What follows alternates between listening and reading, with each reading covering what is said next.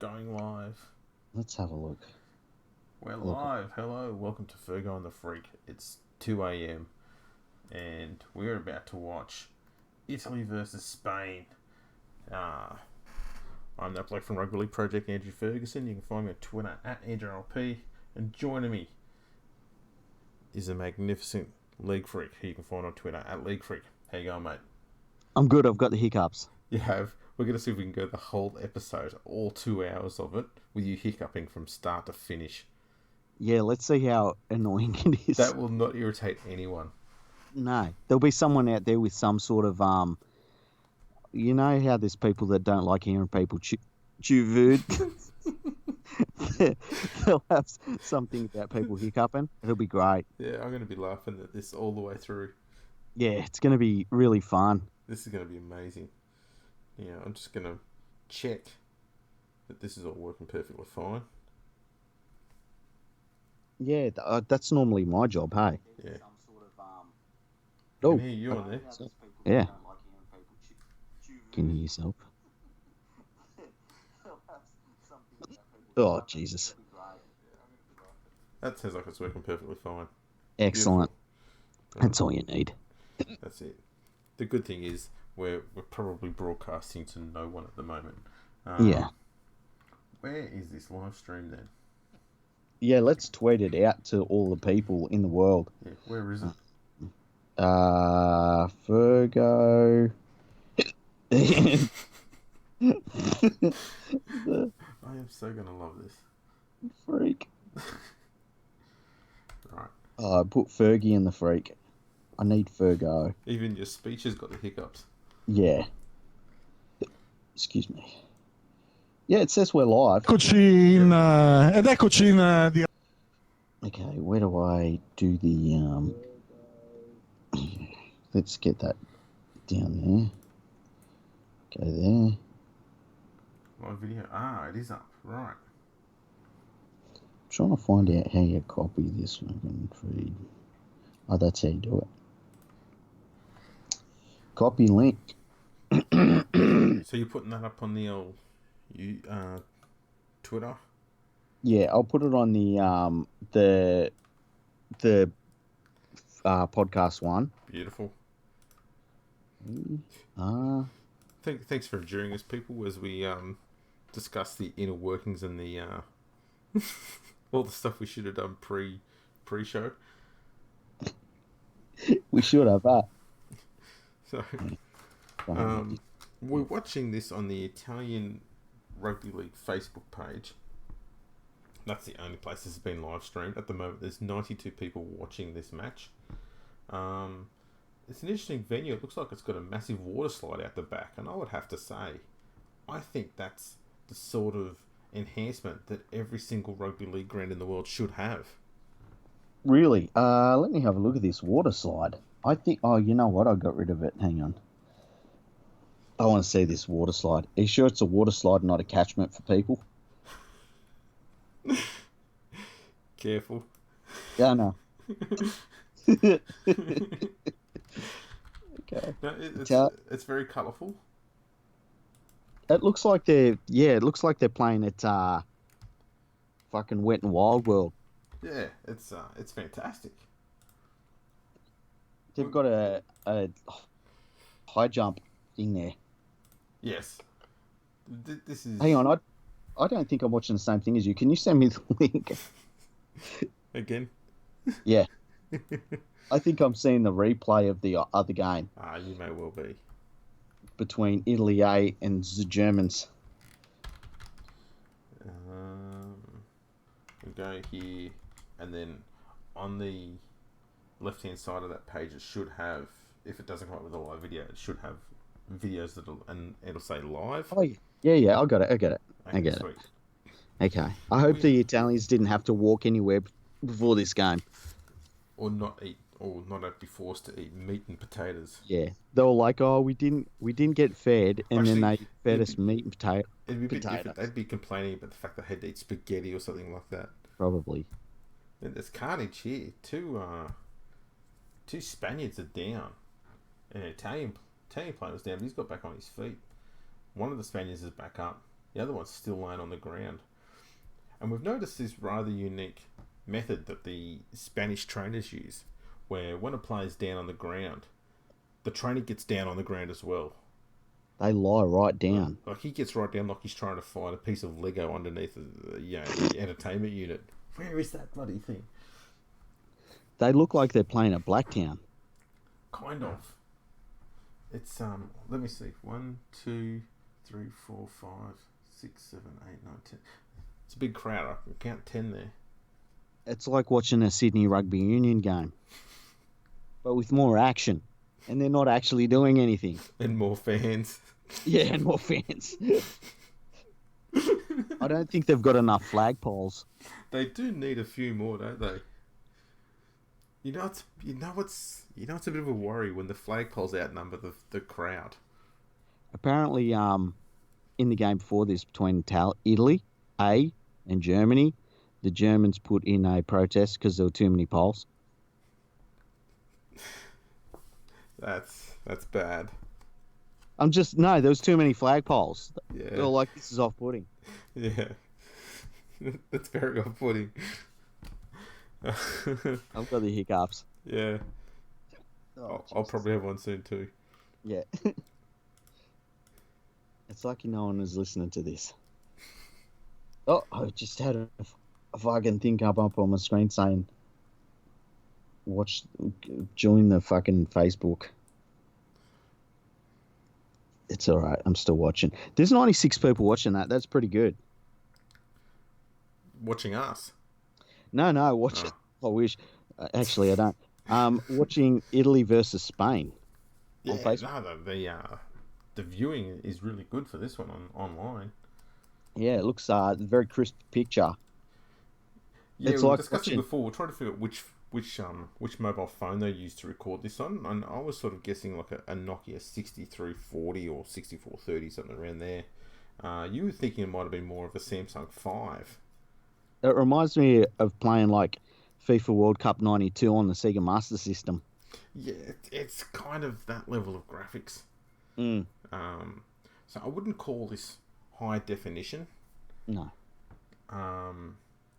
It's almost low definition. Yeah. It's I haven't seen footage like this for a while. And the worst thing that can happen is when the play goes to the far end of the field because it's less understandable what's going on over there. Yeah, bring it this way. Excellent. That was a good tackle there by the Italians. Yeah, the Spaniards are sort of moving the ball a bit slowly, so the Italians are rushing up and shutting them down pretty quickly here. Yeah, it's another good kick. I tell you what, Spanish has a good kicking game. You like the Spanish halfback. He's a good kicker. He is. How short are those? You're right about those goalposts. Yeah, they're very tiny. Yeah. There's not much length on those. Or girth. The length of the goalpost above the crossbar is shorter than the goalpost below the crossbar. Oh, we're supposed to read the effing YouTube chat, according to Carsten Brummer. Sorry, Carsten. What's he said? He must be in YouTube chat. Let me have a look. He said, it's a camera with zoom. And he says, what does he mean it's a camera with zoom? Well, Can we zoom in? When you zoom in on the camera, it loses definition. Okay. And he said it's 95, and then he said the goalpost is very Italian, quite small. He says it's Udine. What does Udine mean? Germany with a great victory, a victory at last. We lost 2 wars after all. Oh, Jesus, Carsten. Jesus. We weren't going to mention the war. We weren't at all. We got 3 people watching. We spent a whole half hour prior to this going live where we made sure we got all of our war comments out of the way so they wouldn't be too offensive when we went on there. And in one comment, Carsten has completely shat on all of that. Completely destroyed the armistice. Yeah, you're a legend, mate. We love you. Yes. There's plenty of photographers here. I'm actually wondering if the number of photographers is going to outnumber the number of fans watching in the stands. I don't doubt that at all. Look at the cars in the background. Where is this played? Is this in Italy? Yeah. I can see that water slide now. Yeah, it's a good one, isn't it? Yeah, it looks like fun. It goes further across to the right of the screen as well. Check that out. Oh, the town is called Udine. Ah, there you go. It's a town in Italy. Right, Carsten told me that. Italy now on the attack. They're 15 metres out from the Spaniards' line. They're going left. Oh, cheeky little run from dummy half, and he's in. Couple of dummies there, and he just crosses over next to the goal mouth. The Italians, they're going wild. They are. They're loving this. It's party time in Italy. Is it just me, or does the running track look like there's been a little bit of rain earlier? Yeah, it looks like there's been a fair bit of rain there. That's a very wet track. Mm. I do like the fact that in the background there you've got a hurdle and a massive puddle on the other side. Yeah. That would make track and field so much more entertaining. What's that called? That's called steeplechase. Something like that. Yeah. Something to do with horses. Yeah, they do it for people though as well. Have you ever seen steeplechase for people? Yeah. It's not as entertaining. Nah. When I say interesting, I mean it's boring as fuck and I never watch it. Although the one difference is between the human steeplechase and the horse steeplechase is that if someone falls over and breaks their leg, they don't get shot. That's true. Yeah. Yeah. Bad news for the horses, though. Just want to say hello to Peter out there if you're listening. Pretty confident. I feel like we're not uploading this one. It's struggling. We might be able to save it. Yeah. I doubt it, but we've set the tone early. Yeah. There's no way of knowing whether that went over the post or not because the posts are only 3 foot high. Yeah. How do they work that out as the in-goal touch judge? I can't even see who the touchies are. They do what they usually do at a lot of these games. They just put the flag up. And they just guess it. Yeah, just give him 2 points. Who cares? It'd have to be a pretty bad miss for them not to get it. The referee just says time on when not even standing on the actual halfway line, so there's no idea whether anyone's offside or not. That's innovative refereeing. Yeah. I wonder how long this game goes for, by the way. We should have started timing this one, hey? Yeah, it did start pretty close to 2 a.m. on the dot, so I assume we're 12 minutes into the game so far. Carsten said I would watch it if Andrew was running. Do you know what he's talking about? If I was running? Oh, he's talking about the steeplechase. Ah. Yeah, see, I don't jump over things. I've got a bit of bulk about me, so I tend to just run through things. I'd have to climb over that thing like it was, above my head. I'd have to do a pull-up before. I was going to say, all you'd have to do is duck. You'd win that race easy. I used to be really good at 100 metres, and then when it would come to the hurdles, I would skip it, and it was purely because I didn't want to hit my nuts. That's a genuine fear a lot of people have at the hurdles. I always one thing you can say about me is I always look after my balls.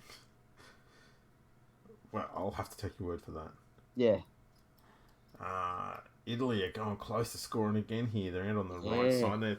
They're making easy meters here. Spain are under the pump here. They are. Another crash ball. The Spaniards, though, with that swarming defensive style where 17 players come in and make one tackle. It's working again. Yeah, they just charge out, don't they? Yeah, they do. Oh, blindside play. The Spaniards have shut it down. Very nice. Turnover. That was a pretty bad end to the set there by the Italians. Yeah, they had a big backline set too. And it was set out to the left, and the Spaniard backline was definitely outnumbered on the far left. So here we go. It's what's happened here? We can't tell because of the penalty? pixelation. I think it's a penalty against Italy. One of the red pixelated squares had something to do with the little white pixelated square. The big black pixelated square is moving around a lot. So they've kicked for touch. They've found about, 10 metres, 12 metres, something like that. Yeah, it's a very casual kick for touch. And here they go, first hit up of this set. About 5 metres short of the halfway line. They're trying to centre field it, but it's a nice offload there. Spread it. Oh, yeah. Right in the middle of the field. It's a good hit up in the end, but still. Yeah. Should have sent out wide. Not too sure what the touch judge is doing there on the near side of the camera. He's like, I've never seen this game before. Yeah, I don't know if I should be in line with the defensive line or whether I should be... I'll just stand here and just watch the game. Do you reckon he's an Italian touch judge? Wow. I'll just self-censor there. Let's say yes. About 13 things just went through my head and went, no, can't say any of those. Oh, Jesus. That is a spectacular water slide. I so want to go to this place. That thing looks amazing. It does look pretty cool. There's a couple of water slides in the background, actually. Yeah, you probably pay $50 for one ride, but that one ride down that water slide would take about 6 hours. Yeah, but it is Italy. I don't know how much an Italian...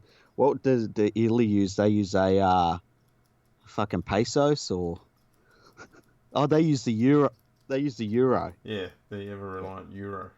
Yeah. Oh, almost an intercept.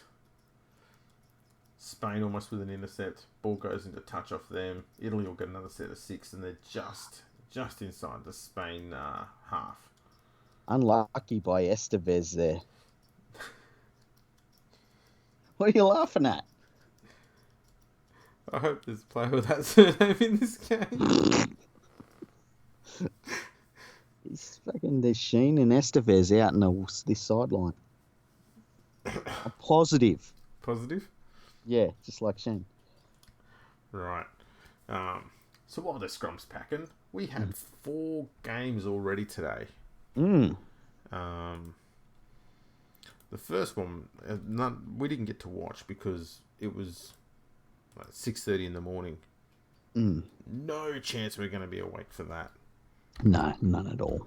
But Scotland qualified for the World Cup out of that game. Well, that's good because Scottish Rugby League is very important to all of rugby league worldwide. Right. Scotland beat Greece 42-24. It was 18-16 to Scotland at half-time. And it was 24-all after about an hour.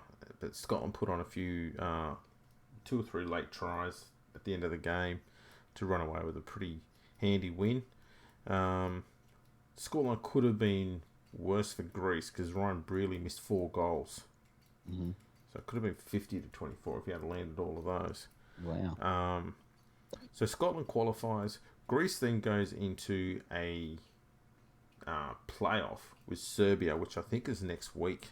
And the winner of that game will take up the last place in the World Cup.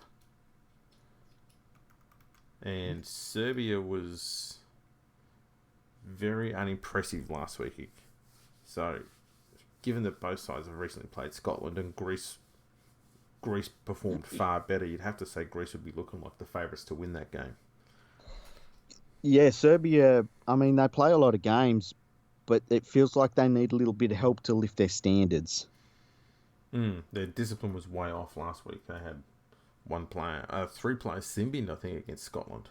So they need to sort that out. Has Spain just scored? Oh, Spain scored. They have. A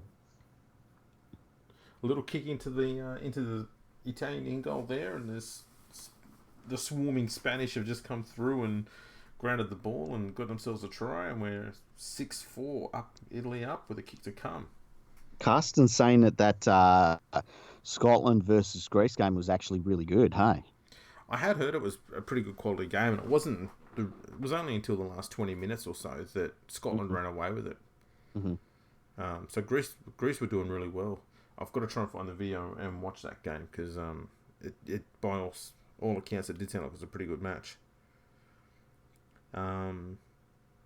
Billy Magoulas, the young Sharks forward. He played at lock in that game. Oh, wow. Don't know if there was any other NRL players. Luke Douglas played his last ever international game, and he scored the last try of the match in that one. Oh, that's pretty cool. He's a good player for the Sharks. Yeah. So it was a... Didn't he go up to the Gold Coast after the Sharks? Yeah. Yeah.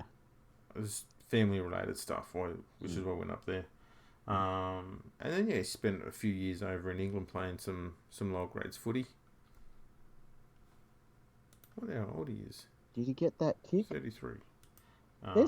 Is there dead goal judges? I can't see any dead goal judges in this game, hey? Yeah, neither can I. I don't know well, they had him at the other end. Okay, maybe I just missed him. Maybe Spain was supposed to bring their own in-goal touch judges. Look at the referee just standing like 5 metres in front of the kickoff. Yeah.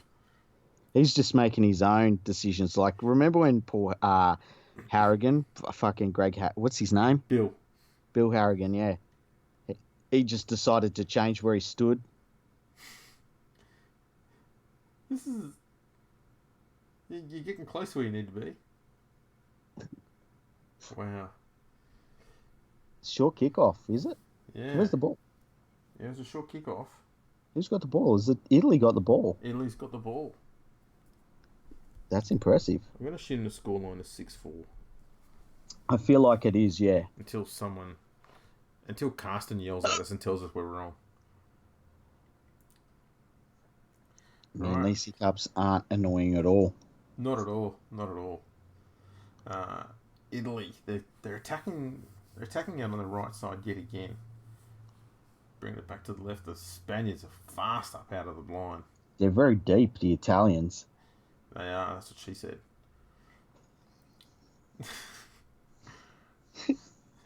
Italy going back to the right. No, they're taking it into the middle.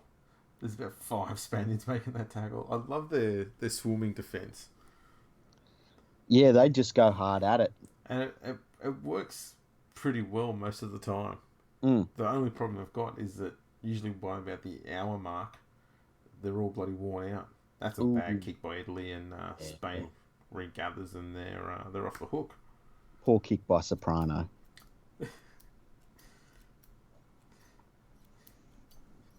That doesn't come under racial profiling, does it? Soprano's a nice Italian name. What are you talking about? Just to assume that that's what their surname is. His surname might be Jones. It could be, yeah. In fact, no, in rugby league it probably is. They're all from England. Yeah. Second game. What was the second game? Samoa Oh, versus... he's gone for a 40-20 here. I don't think he's going to get there. Not quite there, yeah. Nice cricket slide there to reel that one in. Yeah, it was a nice one. Nice little pavilion in the background. With more flagpoles. Mm-hmm.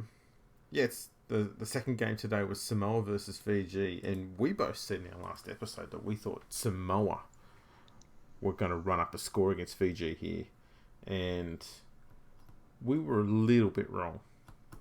Yeah, they played like crap, and they didn't look like they were ready to play at all, like they've done for a number of years, unfortunately. Yeah, they were generally garbage in this match, and Fiji just lapped them in the first half. Put on 30 points in the first half, and Samoa came back a bit in the second half, but it was too little too late. Fiji won 44-18. Yeah, and Fiji really, they attacked them right up the middle of the field like we said they needed to, and fantastic game plan. Really good coaching by Fiji. They bashed the living piss out of them, let's be honest. Mm. Straight up the middle. And if you look at their lineups, like in terms of NRL talent, it's not even close. Like Samoa should have walked that game in. Absolutely. Really fantastic effort by Fiji. And it was about time they brought up an effort like that as well. Yeah. Because they've always had that potential there, but you just sort of always went, they're lacking something. You couldn't quite put your finger on it. But today, they look like they, on paper, lacked a decent spine. And yet, it seemed to be no issue whatsoever. They breezed through Samoa. Not at all, yeah. It reminded me a little bit of the Tongan game last week where the lack of halves play didn't really like they overcome it. They changed their game plan a little bit, knowing that they weren't going to get a great deal out of their halves. They got a lot more out of their dummy half than anything. Yeah. So the next game. Man, that was hard to watch. That was hard to watch. We saw some really bad refereeing around the ruck, and this game, which was just a slugfest. Neither side was playing expansive footy. It was just bash and barge up through the middle.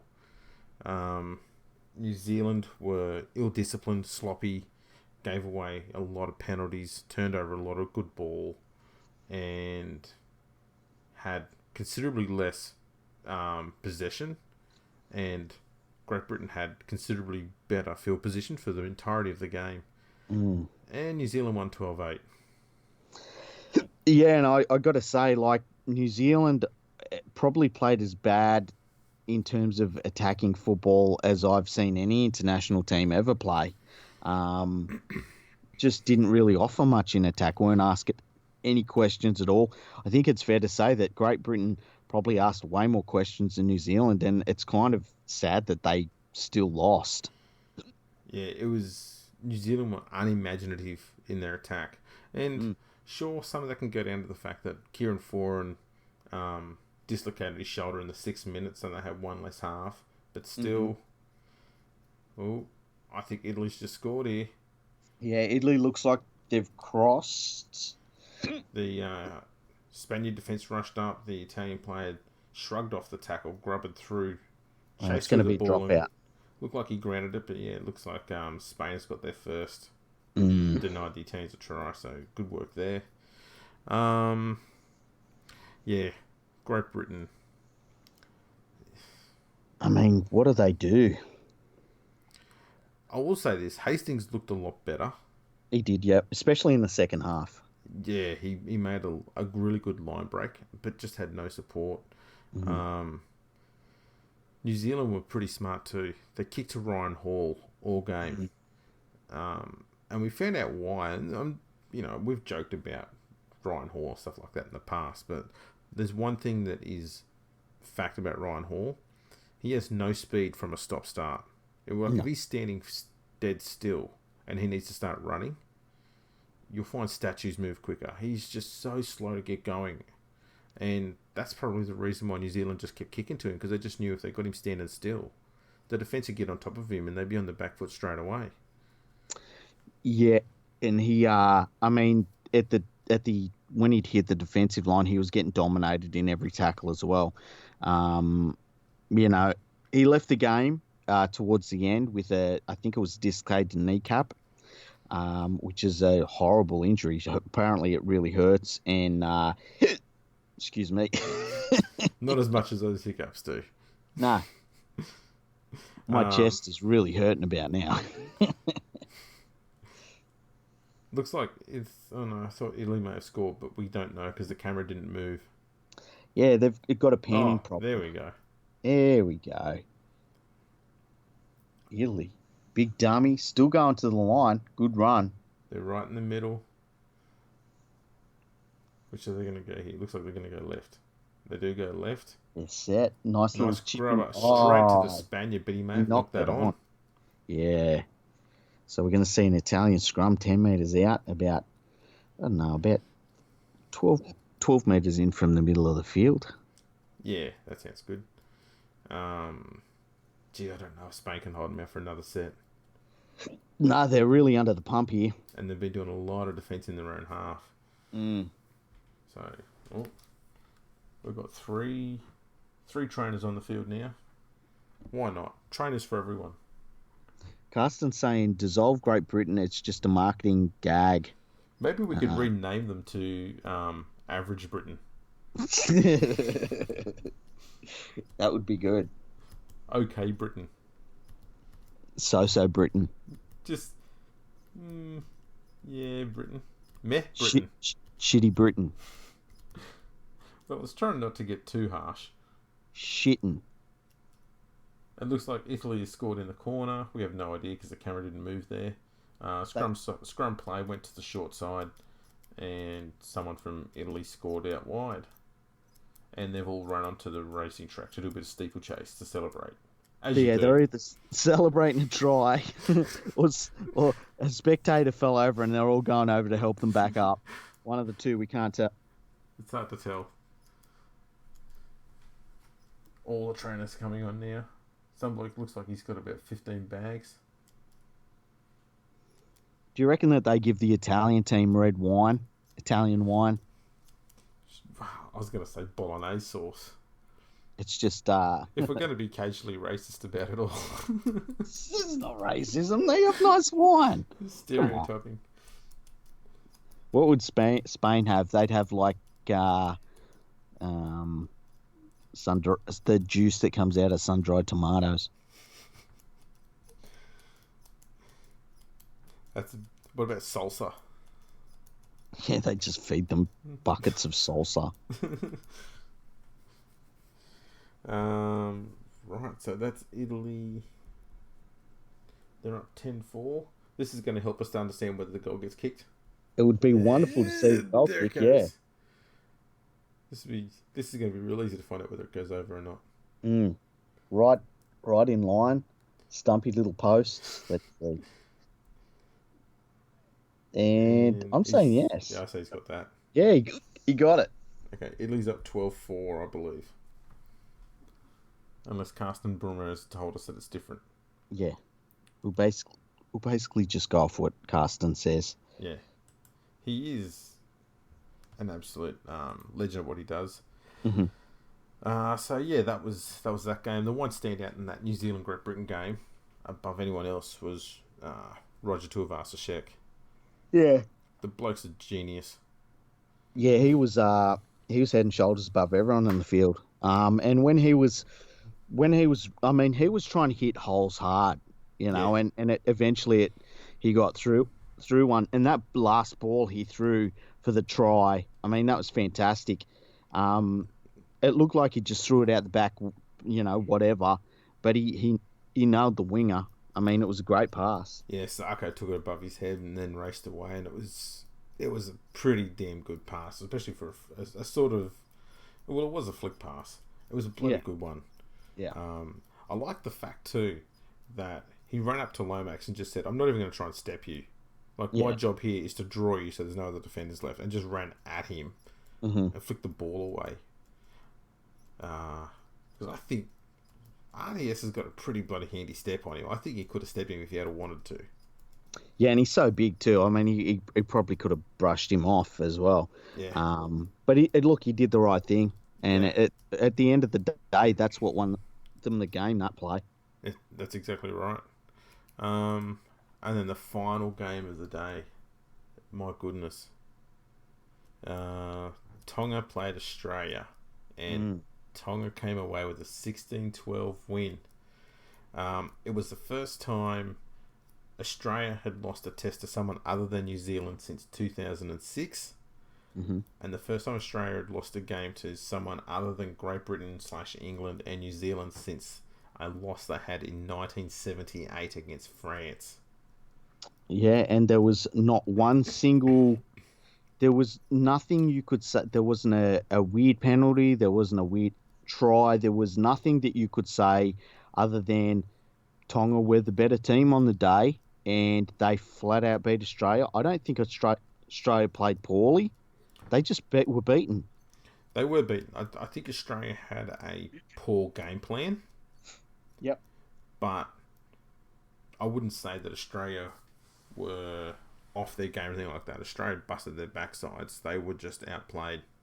Yeah, they were trying to win. I thought that Payne Haas was absolutely fantastic. He made a huge difference when he came on the field. God, immediate impact too. Really was incredible. I thought Paul Vaughan was good as well. Yeah. But yeah, they were just flat out beaten. And that's the thing I loved about this contest was that there's nothing you can point to and say, oh yeah, but it was just Tonga beat them, and that's it.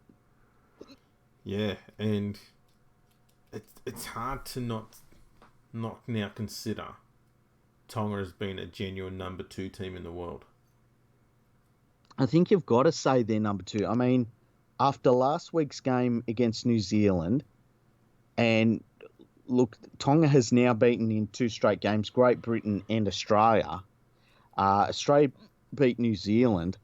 I think And just going by that, you have to make Tonga second. Because I would say to be first, you got to beat the first place team a couple of times. yeah, I think so too. Especially given that Australia has won so many games. Yeah, You can't just beat them once and go, well, we're the best now. yeah. A lot more required than that. But I think they can rightfully deserve to be put in second place.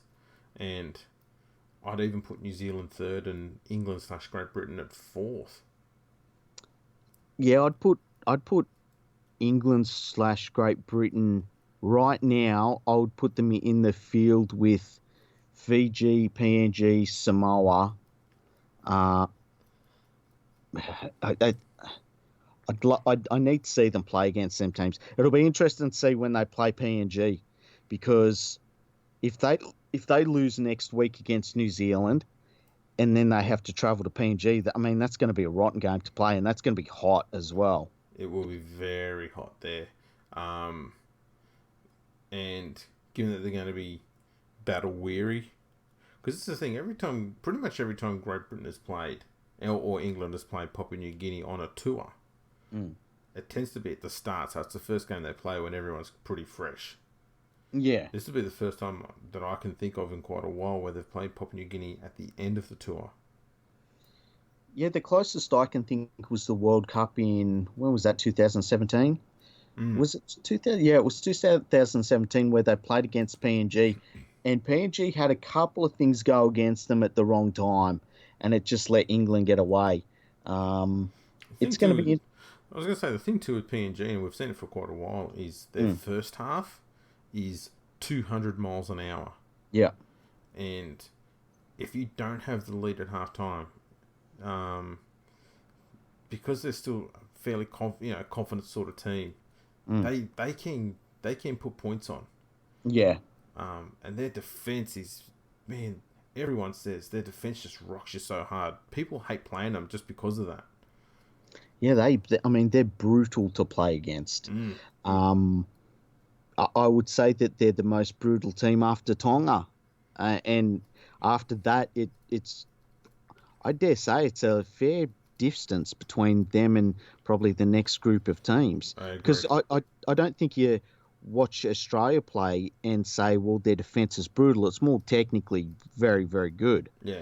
But yeah, PNG just tears in, and as you say, at the end of the tour, especially if they've had a rough tour and it looks like it's heading that way, the very last thing they're going to want to do is travel to PNG.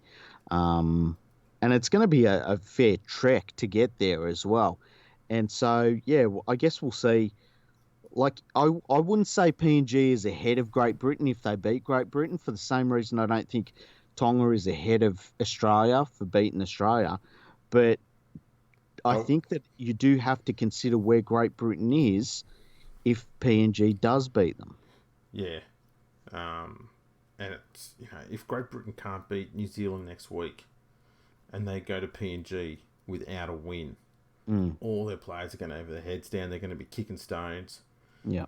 Papua New Guinea and look at them and go, boys, we're a fucking chance here. Yeah.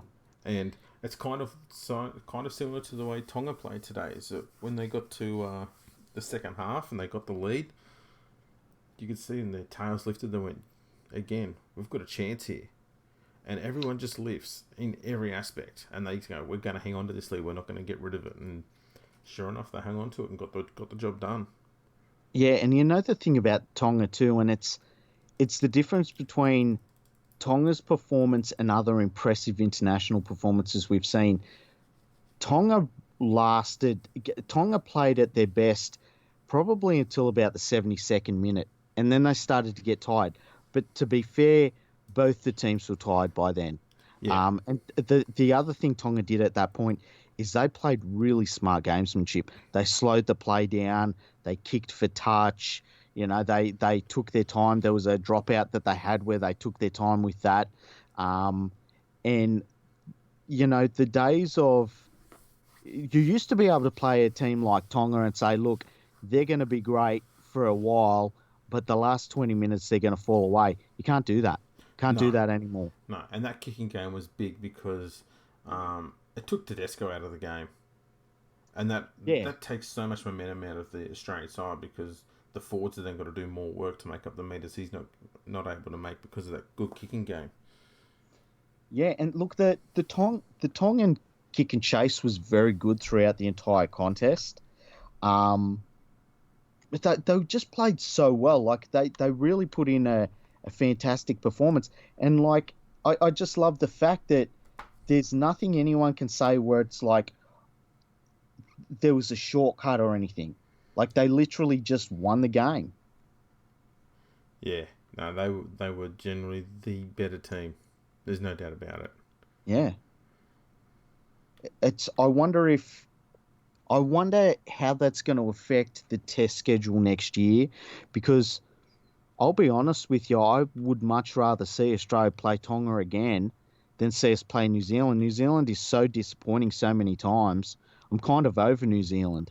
Well, that's the thing. And, We've watched Australia play New Zealand like repetitively on a bloody loop for 2 decades, mm-hmm. and it's boring. It's good. The reason why a lot of Australian fans were cheering for Tonga is we went finally some competition from someone else. Yeah. And I kind of always thought it was going to be Fiji. Likewise.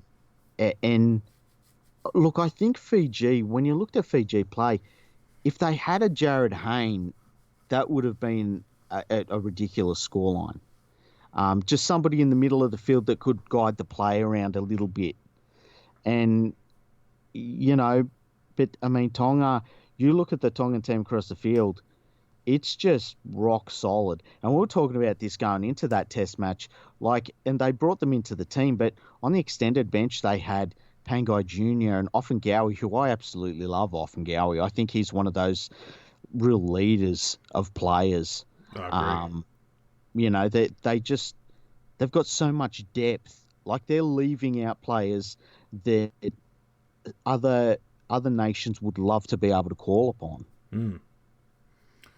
And I suppose we also saw how unified that squad is around their coach as well. Because some of the comments that got after it was how they were talking about, they did it for the coach and, all the stuff they've been through. That's a very strong, cohesive unit. They're tight-knit. Mm-hmm. And that makes us, I dare say, that makes playing the game so much easier when everyone's so close like that. Yeah. So, yeah, fantastic. I don't know what Australia does differently or better. I think, look, we named our best team. That's the thing. I don't look at the side and think, there's weak spots there. I can't see any. The only thing I'd suggest, and I don't know how you do it, but I'd rather see Wade Graham in the starting 13. I think his impact is not being properly utilised. Because one thing he does do really well is he shuts down opposition halves. Yeah.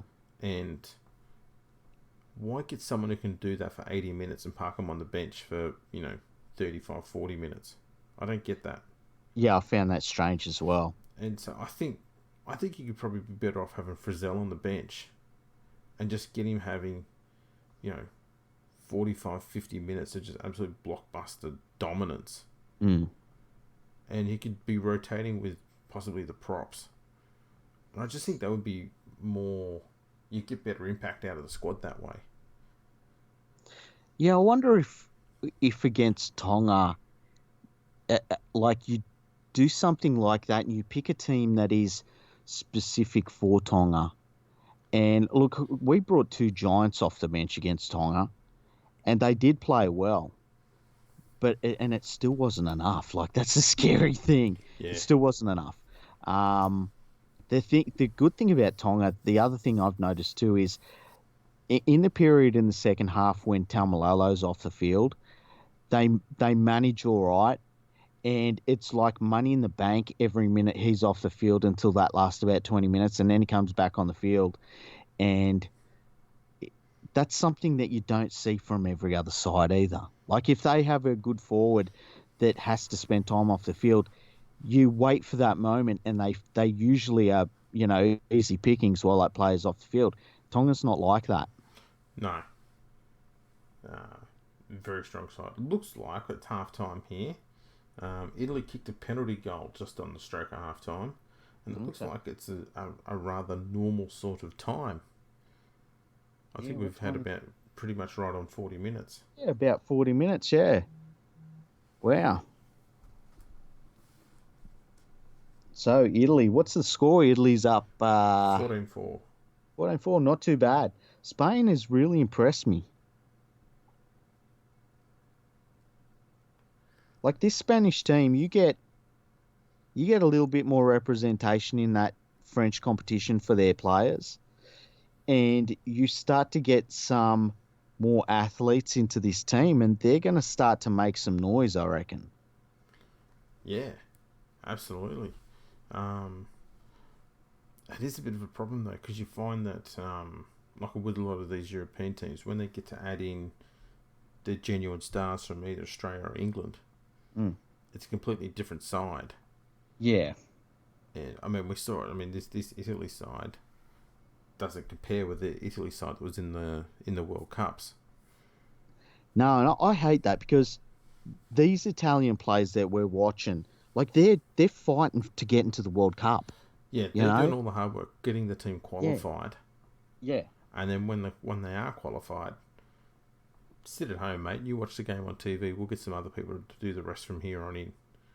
And yeah, that doesn't sit well with me either. I understand the reason behind it. They want to be successful and they want to win, but I'd rather see the blokes who got on there get involved and they're playing on the big stage, because that's how you help the game get bigger and better in these nations. Yeah, and like we saw a couple of World Cups ago, when the United States team was basically filled full of import players, the United States rugby league community blew up about it, and they were very unhappy about it. And that United States team did pretty well at the World Cup, but it didn't really matter to the people that had qualified for the World Cup on behalf of those players that were left at home. And I think that's a good change that we're seeing, that, all of these players and things, they're starting to get a voice, and they're starting to hold their rugby leagues to account. That's right. And that's important. It's helped. It's helping a lot of these nations get better, and the only way they're going to get better is by playing against other better teams, seeing what they do, see what they do better, see what they do differently. That's everything that matters there. So this is some pretty good camera work. They've just stuck the camera on the halfway line. I feel as though, and look, the person that's doing the camera, they'll be doing it for free. We know how this works. Yeah. But come on, man, just pan or something. Yeah, I'm just reading some of the comments there, which are all from Carsten. Mm-hmm. And he said, "Hit holes hard" is what she said. Yeah, I did say that. How good was it to see Freddie and Joey to blow up completely? It was hilarious. They went over the top. I always get amused whenever Andrew Johns goes ballistic over a team when they have a loss. Mm-hmm. Like, he has a genuine meltdown. Mm. And the one thing that got me about the commentary in that game is Phil Good was constantly saying, "Oh, Australia, I don't think they've turned up for this. I don't think they're here for this." It was like constantly sounding like Tonga were being gifted this. There was no genuine credit given to Tonga for how well they played. It was always saying, "Oh, Australia's not at 100%. They're not right mentally, or they weren't ready, or something like that." It was like making excuses for them, which I found to be complete bollocks. Yeah, so did I. I mean, I was yelling at the TV a lot about his comments, and there was nothing you could take away from Tonga, and he kept on, like, insinuating that they were lucky and things like that, and it was like there's no luck involved here. Or that Australia was taking it easy, and it's like, no, they're busting their ass to stay in the game, you know. Um, and it was just poor. It was poor commentary.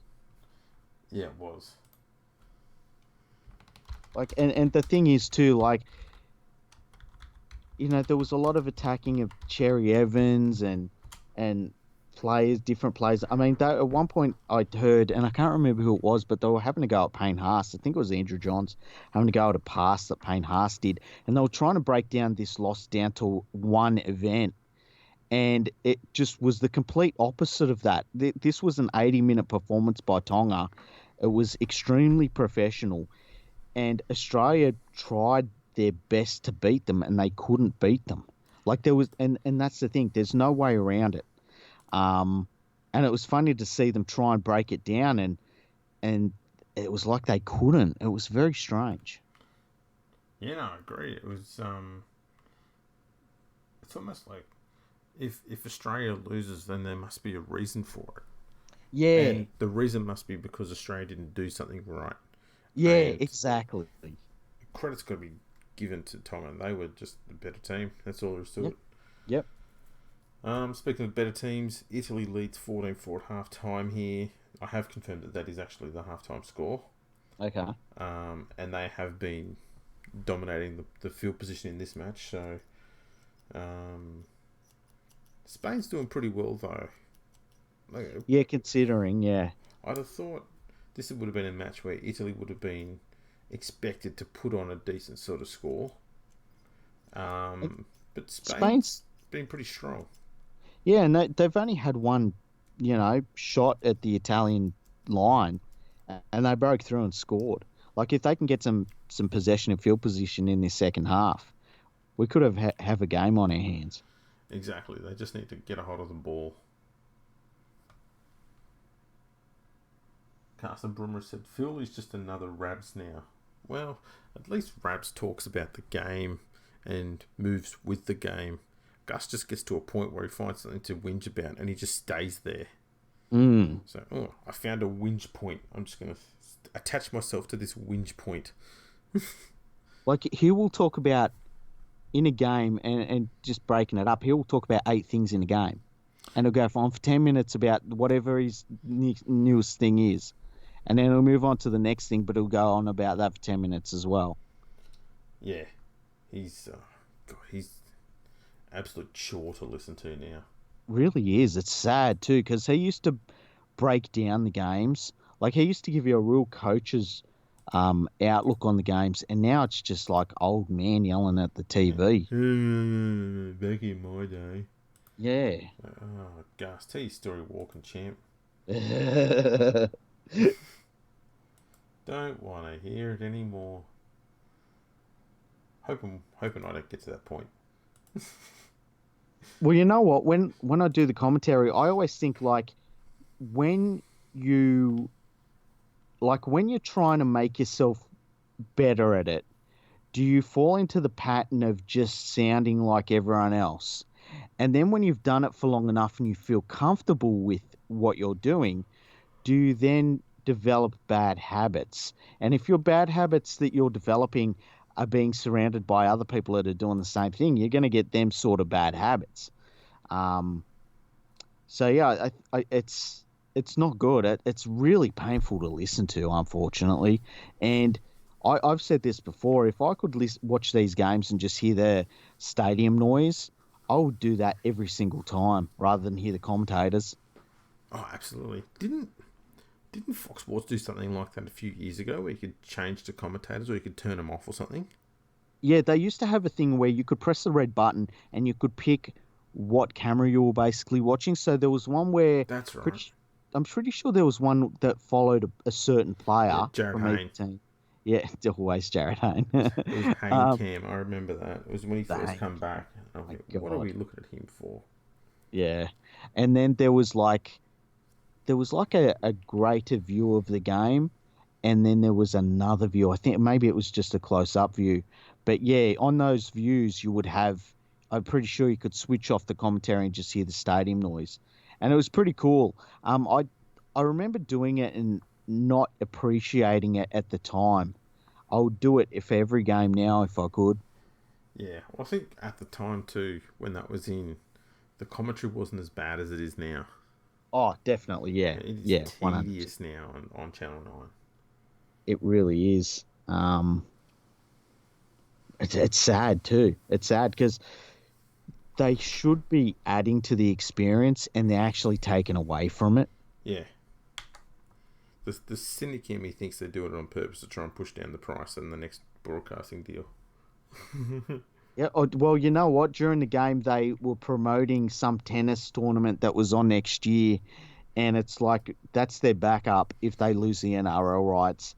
So they better pay up if they want the NRL rights. Because nothing bad happens in tennis. No, nothing at all. Like good luck selling advertisers on showing just Nick Kyrgios deciding whether he wants to turn up to a tournament or not. For 2 weeks. Yeah, and I'm a big fan of his. I think it's great. He's like, look, I can turn up, lose in the first round, and walk away with like $70,000. I'm happy with that. Yeah, his brutal honesty is pretty refreshing. Yeah. In a sport that's got a lot of clones when it comes to, how they speak and stuff like that. But in other news, not that anyone cares, South Africa won the Rugby Union World Cup. I think they kicked 10 penalty goals to Wales's, or whoever it is they were playing. Who'd they even play? England. England, yeah. England, I think they might have kicked about 3 penalty goals. Are you serious? They kicked 10 penalty goals. I don't bloody know. It'll be something like that. That's all South Africa and England games are, aren't they? It's penalty goals. Usually, yeah. Both of them teams really know how to play a game of rugby that turns you to fucking off the game. And it made me wonder, how many points do you need to award for a try before rugby union players start going, let's have a crack at a try? I was thinking maybe 15. Because five is already stupidly high, and that's still not getting it done. Yeah, the funny thing is, rugby league nailed it with the scoring, and rugby union, and they do this with all sorts of things. They'll be like, no, we're not doing that. We're doing our own thing because this way's better. So their point system is a mess. It's like when they brought in the video ref, but they had to call it the television match official. It's like, what are you idiots doing? Just call it a video referee and just accept that once again you followed rugby league's lead. Yeah, it's all a bit funny. Yeah. So welcome to half time. Yeah, it looks like who's this guy running across the field? I don't know. I'm just reading the comments here from Carsten. Mm-hmm. He said he's watching Lancashire Cumbria under-19s at the moment during half time, and he reckons it's a better game than this qualifier match. And he also says the NRL should produce the games by themselves and sell a finished product to the broadcasters. Yeah, and look, I think that they're looking at doing some of that. I think they've pretty much got all the facilities to do it, but I think that I know last time around in their broadcasting deal, they basically were ready to rock on that, and the threat of being able to do that themselves helped them negotiate for Telstra and Foxtel to basically take over that role themselves. But yeah, I think that if this time around it's to be different because they can broadcast on Twitch, they can broadcast on YouTube and stuff like that. And these aren't places that do the production. And so if the NRL can do the production side of it and give a finished product to one of these places, that's massive. Absolutely. Yeah. Players are back out on the field. The Second Italians half's about to start. The referee's just telling whatever the hell he wants. Wouldn't it be funny if they did that kickoff and they kind of shank it and it hits the referee in the face? Oh, did Italy get the ball back? They had it, and I think they towed it forward, and Spain got the ball. Yeah. Now Spain gets a penalty. They need that. They need this piggyback right at the start. They really do. They could have tried to find a bit more meterage off that kick, though. Yeah, it was a bit of a poor one. Didn't care. He just went for 10 metres. Oh, what's going on here? Yeah, I think he needs the ball. He's got the ball back. I wonder how many balls they've got there. 2 by the looks of it. Yeah. What happened then? The referee's just sitting there waving his arms around. I don't know what he's doing. And so no. Oh, geez, that looked hard. So Spain's been pushed over the sideline. One of the Italian players, I think, he hit the sideline. He almost hit his head on the running track. Yeah, that looked pretty tough. Yeah. Geez, Spain's a bit unlucky there because the referee was waving his arms around just after Spain had taken the tap. Mm. And the Spanish player just looked at the referee going, what's this about? Yeah, they stopped. And he then took off because the Italian defence ran up to him, and then he got pushed into touch. Still, it was a good effort by Italy. Oh, yeah. So they're packing this scrum fairly far infield, it looks like. Yeah, it's about, I'd say it's close to 20 metres infield. Yeah. Which seems very odd. Yeah. I mean, there's a mark on the field where the 10 metre line is, 10 metres in from touch is, where you're supposed to set it. And the referee's just gone, no, I'm played by my rules here. And I'm all in with the ref, by the way. Let's do this. Let's play by his rules. Do you think you'll bring out a bear for the last 10 minutes? Have they ever had bears in Italy? I don't know. We'll ask Carsten. Yeah, Carsten will know. Yeah. He's the man with all the answers. So... Italy's on the attack here. Right. They're spreading it right. Oh. Went for the short ball. Oh, the cameraman's moved this time. That's good. Yeah, that's nice. Slow play the ball. Crash ball back on the inside. Nothing going there.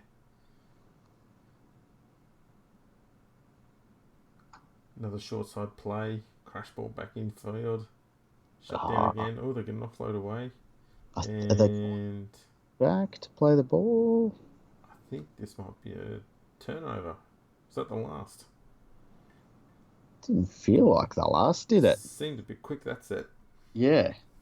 I think the referee may have got his 3s and his 6s a bit mixed up. So Spain, let's see what they can do. Yeah, they need to get some big meters downfield. They look like a smaller side than Italy, don't they? Yeah, just like they did last week when we watched them against Ireland. Mm-hmm. They looked a lot smaller. They get stuck in, though. Noticing that the Italian centre on this right-hand side of the field rushes up very quickly. He wasn't even on side there. Oh. They've got the hand. Oh, there's a bit of a blow up here. I saw there was a bit of hands in the air action going on. Don't know what that was about.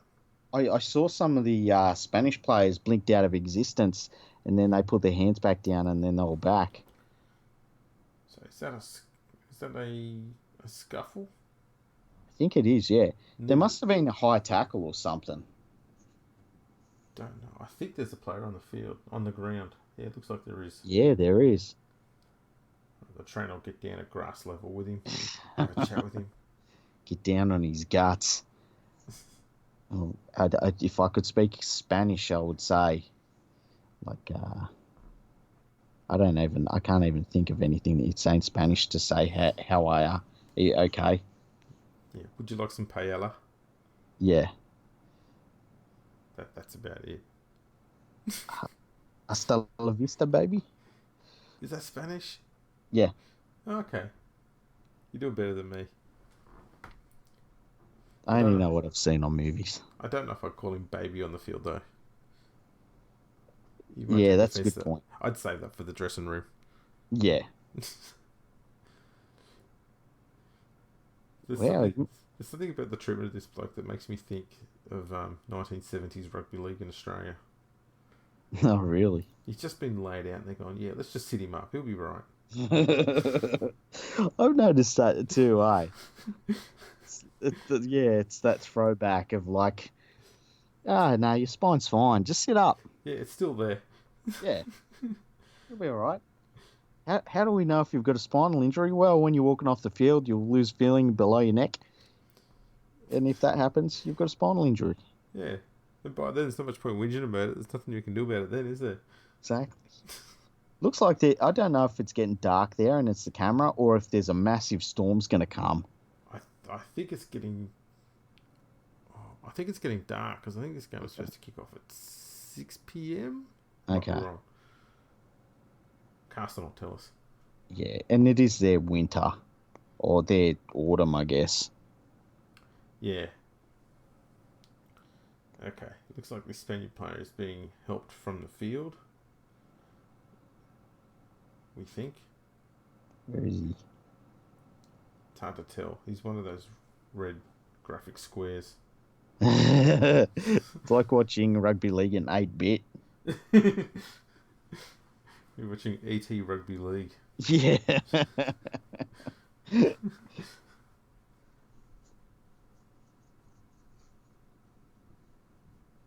I remember the first NFL game I played on the Sega Master System, and I think it might have been Joe Montana football, and I worked out and I hired it actually, and I worked out pretty quickly that if you faked a field goal, that you could score off of it, and so you'd fake a field goal from 90 yards out, and the commentator would go, and I don't believe it. And then you'd run the length of the field. It was good fun. That's brilliant. Wow. The ref's got the Italian defenders back a long way. That's 15 metres. Generous. Yeah, that's a fair way back. Oh. Spaniards almost get taken into touch off the penalty on the first tackle. I think Spain needs to start playing the game a bit more in the middle. Just so that the sideline stops being a threat. Mm-hmm. Spain going left. Back on the inside. They're doing all right. Yeah, they're now inside the Italian 30-metre area. I think they need to try and promote a bit of second phase play. It looks like they've knocked it on here, so he'll get the ball back. Oh, that's a shame. Yeah, it would have been good to get a try there for Spain because it would have got them right back in the game. Yeah, it would have been. They're not out of it, but they're down by 10. Yeah, they definitely need to be the next to score. They haven't had a great deal of field position at all. That's what's disappointing about that. Yeah, and then when they finally get some, they go and bloody drop it. Absolute coach killer, that one. Mm. Or as they call it in Spain, El Coach Killer. That sounds official. It is, yeah. I can't argue with that. This referee is keeping a very sloppy 10 metres. He's given a penalty now to Italy. I don't know what happened there. The Spanish players are standing around going, what's that for? And the referee's not talking to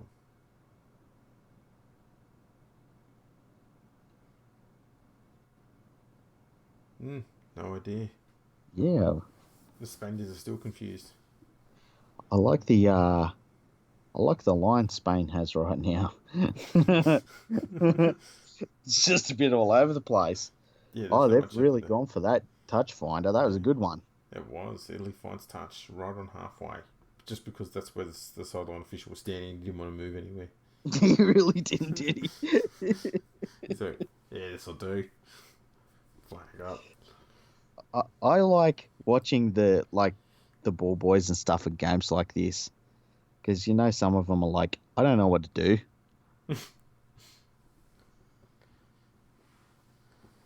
Okay. Will Italy put on another score here? They're going left. Ooh. Opportunity there. Decoy runner ran through a big gap. Didn't get the ball though. Oh, switch play back to the left. Getting close to the Spanish line now. Okay. Another slow play the ball. A dart from dummy half. Didn't get over. Oh, they scored. Looks like there's an Italy try in the left corner and a Spaniard player is down injured back in the middle of the field. Mm. We've got a scoro by Italy, and we've got an L injury. One of the Spaniards. We've also got. Sorry, what were you going to say? So I don't know if it's been said before, but this broadcast is so damn professional. How good are we? You can see the hundreds of dollars they've spent in their broadcast. No, I was talking about ours. Oh, yeah, this is one of our worst, definitely. 100%. So, you're saying before that you'd had a few drinks. Yeah. And I know that you cooked a steak. I cooked the shit out of it too. It's over an open flame, I believe. Yeah. I should have left it another probably 20 minutes, half hour before I cooked the steak. But I couldn't help myself. I cooked steaks and pork sausages as well. And I did some sweet corn still in husk because it's nice. Had that on for quite a while so it steams. And yeah, it was a good feed. But I did the meat for too long. But I was pretty tanked, so Didn't matter, just a bit chewy. yeah, pretty much. You know what you do, mate, when you get a bit of chewy meat like that? Yeah. You need something to tenderize it with. Something like a hammer. Do you have a hammer at all? I'm pretty sure I've got a hammer of some sort. I reckon if you had whacked it with that hammer, that would have been soft. It would have been like soup. It really would have been. A steak soup. I cooked the hell out of the steak. Next time I need to just chill. You know, the problem is it takes so long for me to get, because it's not a proper barbecue. It's like a fire pit. Yeah, it is. So you got to wait. It sure is. You got to wait for it to burn down before you can cook on it. And by the time it gets to like 10:30 and you're hanging for a feed, you're like, oh, I'm just going to chuck this steak on there. And it's wrong. It's the wrong thing to do. You could get a shopping trolley and put the fire pit inside that. And just put the trolley on its side. And then you've got a grill top. Yeah, true. I mean, it's a real good fire pit, actually. It works really well. It's just I'm being too eager. There's too much flame. I'm cooking over flame. You're supposed to cook over coals. That's my problem. It's purely me starting too late and being impatient. And if I didn't do those two things, if I started earlier and I wasn't impatient, it'd be beautiful. You could have put it in a frying pan.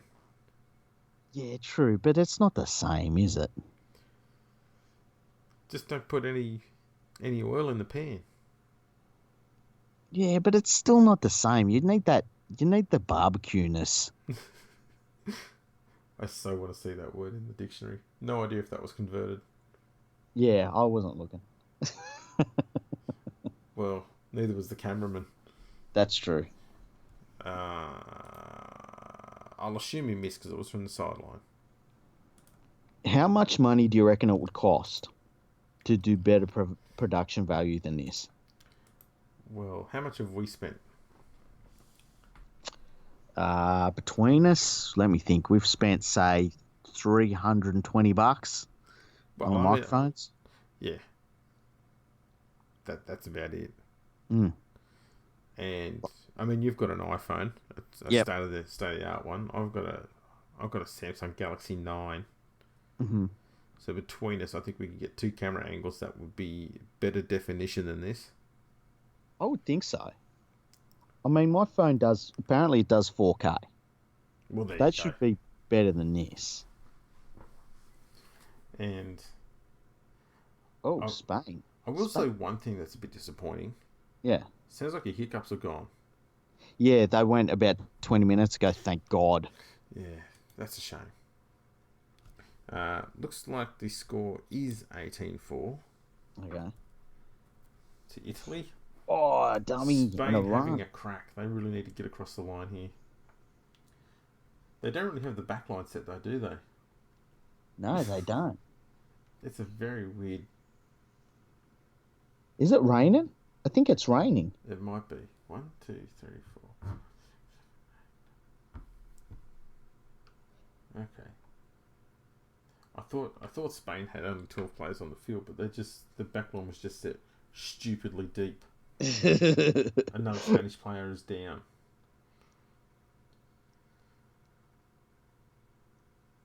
The Spanish team goes down quicker than a chick from St. Helens. They're getting monstered here. Yeah, they really are. So you've been to St. Helens? No, but I've known some St. Helens chicks, let's just say that.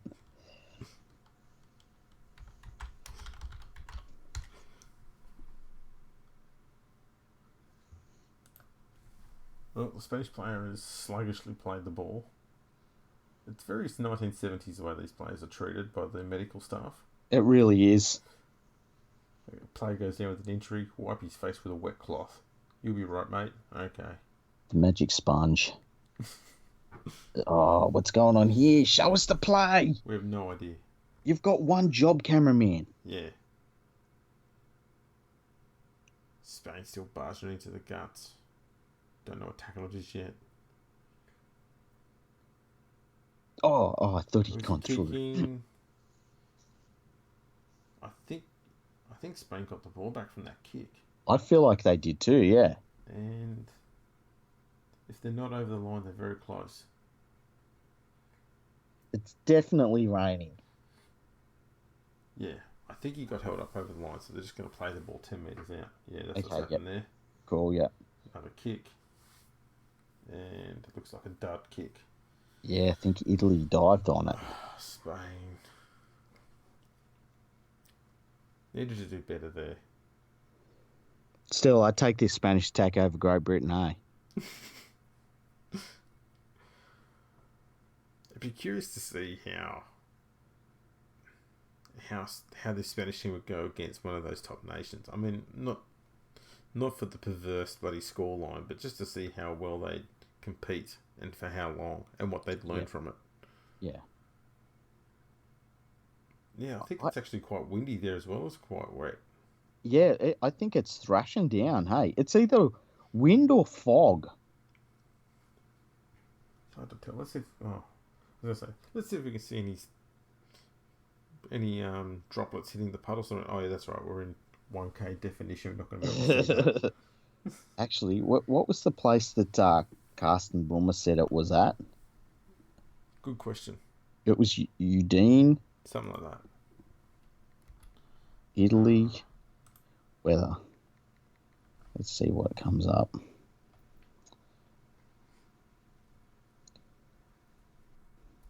Okay, here we go. AQ weather forward. Just so you know, Carsten Brummer said Italy does have bears in the Alps in the north. Oh, there you go. I wonder if they're... What would they be? I guess they'd be brown bears.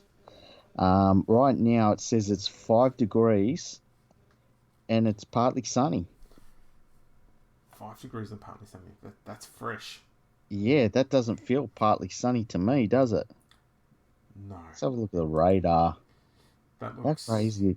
How crazy is 2019? We can look at that looks largely anti-sunny. Okay, I feel as though, yeah, it's not showing me Italy. Fucking pricks. I want Italy. 3-day weather forecast. It was UDINE. Yeah, apparently there's one of those in... Let's do must include Italy. Apparently there's one of those in fucking the United States. Right. Well, I'll have a look, see if we can find it. It says here 11 degrees showers. Oh, there you go. Wind at 3 kilometres an hour. Humidity 93%.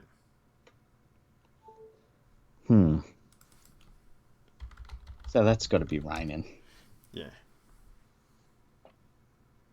We got another play down. It looks like there's an Italian down. Oh, the Spanish have hit back.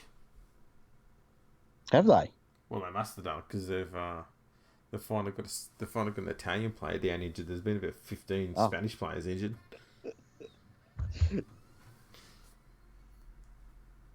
Finally got one back. Oh, Italy's made a break. I think Spain got it back, did they? Looks like it. It's so difficult to tell with this camera. Yeah, they've got it back.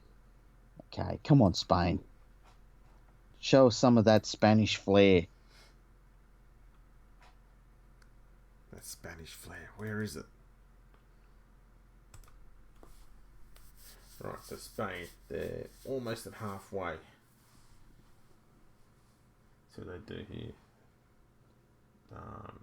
Did they just grab it for touch, or is that a knock on? Either way, it looks like there's a scrum packing down. We've got 5 people using the grandstand over the other side of the field too. The crowd is pouring in. Yeah. There was only 2 there before. It's multiplied by 250%. That's real growth. The NRL would love it if they could get growth like that. I've always said that Italian rugby league is the fastest growing rugby league in all the world. In what year should Italy have a team in the English Super League? Because I mean, this crowd is up there with some of the crowds that teams that are with 120 years worth of heritage are getting. Yeah. If they had a team in Italy and they called them Manchester, I'd be all for that. Maybe Swinton could go there, you reckon? Yeah, that'd be fantastic. As long as they get to be remained known as Swinton. Yeah, because that's important. Yeah, you can't change the name. Well, you'd rather die on your knees than live on your feet. Or live at all. Yeah. Italy, again, with another bit of a poor kick at the end of the set. Spain survives. Now they're trying to run it back out of their own half. What would you call an Italian Super League club? Monza. Monza. Just Monza. Just Monza. They can be sponsored by Ferrari. How's that for you? Yeah, that. That'd be an alright sponsor to have, eh? Ferrari. I think so. Probably just be Fiat. Ugh. Fiat. The Italian Holden. I don't even think they're on a par with Holden. Have you seen the Fiat Panda? I have, yeah. Yeah, I don't think Holden's gone that low yet. Yeah, that's true. Cameraman's fallen asleep again. Oh, someone give him a nudge on the shoulder. He's still working out the framing. Yeah. He's only done 2 games today. You'd think he would have figured it out by now, but it's complicated. It is, yeah. Tell you what, Spain's done pretty well. Their defence it's remarkably solid. Italy throwing the ball around. They've turned it over. Spain has kicked it off the ground, and the Italy wingers got back and picked it up, but I think he dropped that. Yeah, I think they were saying that he dropped it too, eh? No, the referee said play on. That's why you need 2 referees. And there's a good comment that you made today about that whole drama. I know the one you're going to say. I'm going to find it because I thought it was absolutely spot on. Yeah. It was kind of weird because people were saying, like, and you saw it. I don't think you've probably ever seen it before, where it was like the English referee was so unbiased that he was biased. And that's why it cost them the thing. And then it was like you were saying, that the problem was there's not 2 referees. And I agree with that. Yeah. And there were some pretty good comments, and I did come in with the perler.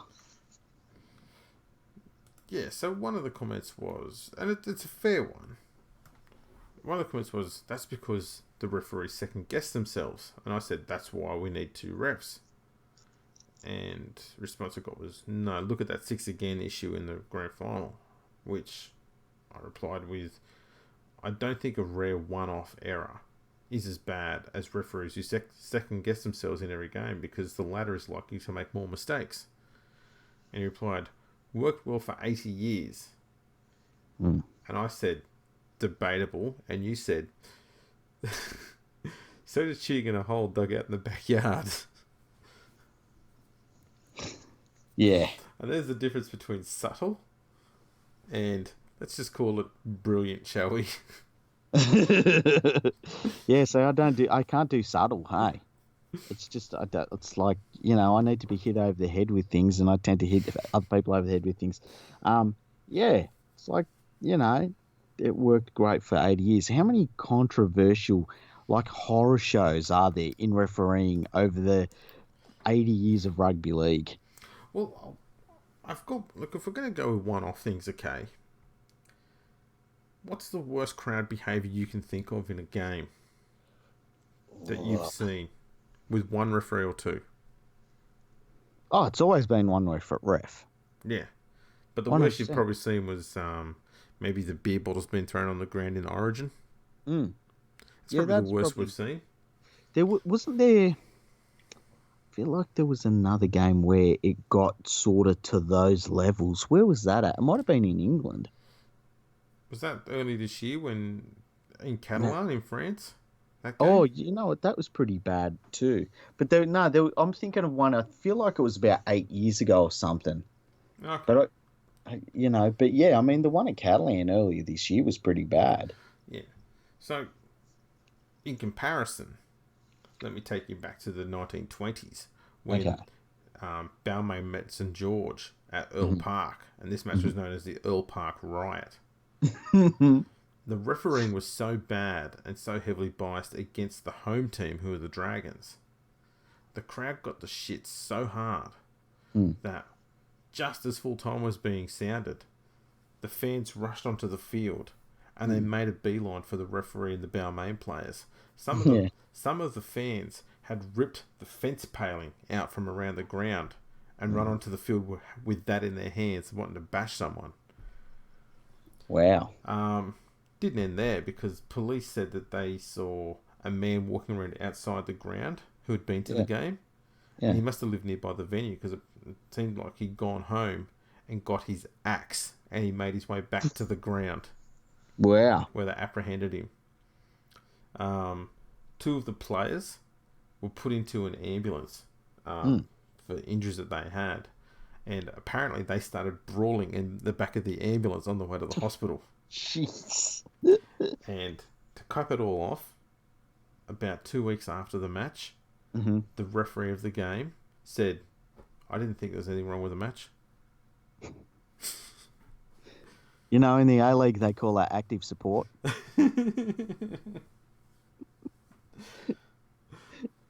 Oh, mate, and that's not the only case or example of crowds going stupid. Yeah. In those periods, that's just one of the more, I suppose, more well-known ones. But that's so full on, though, hey? Yeah. Like, can you imagine being that angry about a footy game? Yeah. It was pretty crazy. That's how bad the refereeing was. So, and then we also had allegations in the 60s that a referee had put money on the Dragons to win a grand final against West, and he retired after the game that St George won. Then you had the Greg Hartley stuff of the 70s. There's plenty of examples of atrocious refereeing, far worse than anything we've seen in the 2 referee system. Far worse. Yeah, I mean, even the 78 Australia versus France games, I mean, that's pretty well known for how bad the refereeing was in that. Yeah. It's funny when people say, oh, this referee, it's never been worse than that. And it's like, you just don't know what you're talking about. There's a famous quote from a game. I think it was, Italy's run away to score a try here. Yeah, run away. Yeah, we almost dived out. Put that man out the back. Yeah, I know. That was brave. That was a brave dive. Um, yeah, back when they had the kangaroo tours, the really long ones, Mm. and the Lions tours over here and stuff. One of those tours, I can't remember which one now off the top of my head, but it was on one of those tours, the referee made a call which went against. I think it was Australia and England. The referee made a call that went against the Australian players. Mm. Actually, I think it was a test match in the 20s, and Joe Bush had dived over to score in the corner, and it was actually called the try that never was, because everyone seemed to think that it was definitely a try, Yeah. but the referee ruled no try. Mm. And apparently one of the Australian players went up to him and says, "What are you doing? You know that was a try." And the referee replied, "Mate, you don't have to live here." Oh, jeez. Oh, jeez. That's what you're up against. Yeah. And so it's not, they weren't taking money like that, but there was always this element of bias when you went on a kangaroo tour, that you were up against 14, not 13. Look, I remember in the 2004 World Club Challenge match between Penrith Panthers and I think it was the Bradford Bulls at the time. It was, yeah. And the refereeing in that game was a bloody disgrace. Mm. You know, so I think that it doesn't happen as much now. Like I think that the English referees, I think because they've got one eye on maybe being able to have a career in the NRL, they don't go that far anymore. But yeah, I mean, the refereeing controversies of the past, like there's some proper scandals. Yeah, they're far worse than we've seen today. Mm. And that's the thing, I've always said it is, too many people look at the past with rose-coloured glasses, and they refuse to see the mistakes of the past. Yeah. Like, you don't hear people other than Balmain fans blowing up so much about that one really bad decision made by Bill Harrigan in the '89 grand final, where he looked like he was about to penalise Canberra, but he put his arm up the wrong way, and instead of changing direction and awarding it the correct way, he then made up a reason and stuck with it and decided to penalise Balmain instead, and Canberra scored off. I think they scored off the next set of 6. And I think the reason he gave was they were doing something that wasn't in the spirit of the game. Yeah, it was like Benny Alight. It was, from memory, it was like there was the markers weren't square and there was a player retreating back. Benny Elias basically ran into the back of the player and pushed him forward in front of him, and that's what he penalised for and said it wasn't in the spirit of the game. Yeah. Where there's no rule like that at all. No, it was quite ridiculous. Yeah, no one blows up about that anymore. And so that's the problem you get, is that everyone's got this romantic view of what the game used to be like. They completely forget how bad it was, and that there's a reason why we went to a 2-referee system. It wasn't for novelty. No. It's because one referee just wasn't good enough. So that's why we shouldn't be thinking about going backwards, because it's not a move in the right direction. Yeah, and I mean, like, there was that grand final that you and me watched that from, what was it, 68 or something. And, like, there wasn't, like, the football that we did see play, it was really interesting to see how they did it, but we didn't see too much footy being played either. Like, there was a lot of stoppage time in that. There certainly was. So,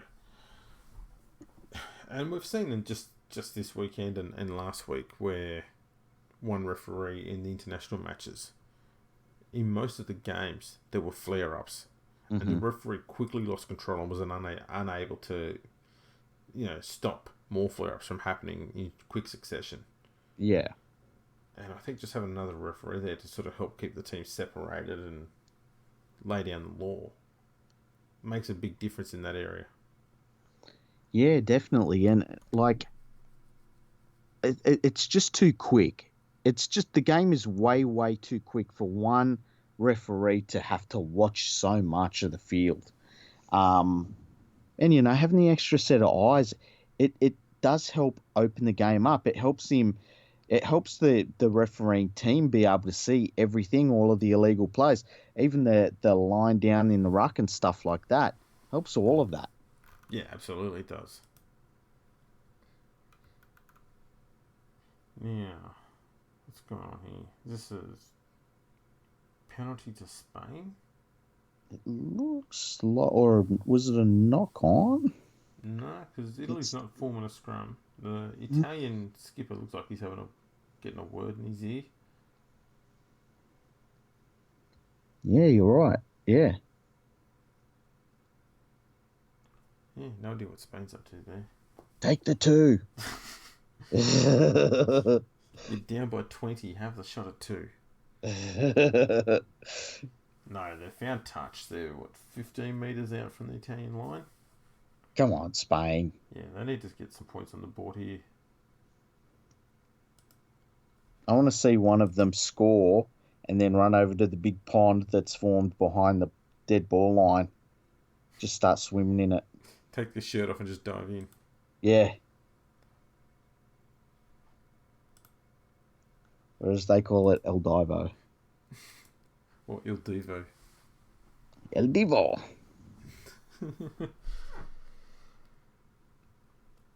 Right, so Spain on the last kicked it pretty much straight to Italy and nothing happened. Italy's now working off their own line.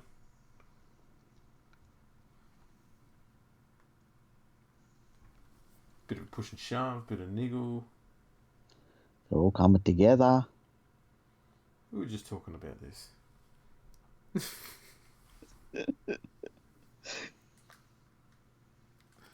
It's got to be close to full time, right? It's got to be close, yeah. They're still pushing and shoving. A little bit of aggro there. Referees managed to separate them all. He's going to have a word with a few of them. Is he?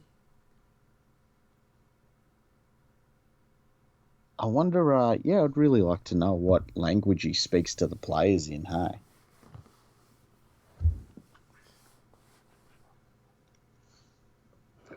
I think we should make sure that every referee is French, except for games that involve France. Just because they've got such bold arm gestures and signals and stuff like that. Yeah. And you could just do wildly outrageous attempts to mock the accent. It would be fantastic. Like, even referees that aren't French, they have to speak with a French accent. Oh, now we're talking. You just think, Grant Atkins is out there and James Grant comes up and he goes, "Go away, I don't want to talk to you." Gavin Badger is in the middle. And someone comes up to him and he's just got nothing. So he just goes, Was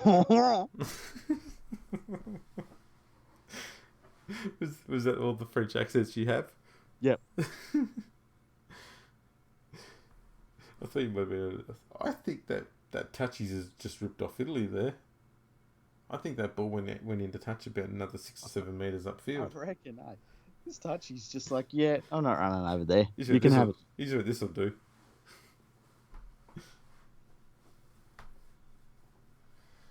Okay, so they've got a penalty. They're almost at halfway. Very slow play the ball. Yeah. Thinking Italy might be playing for the clock at the moment.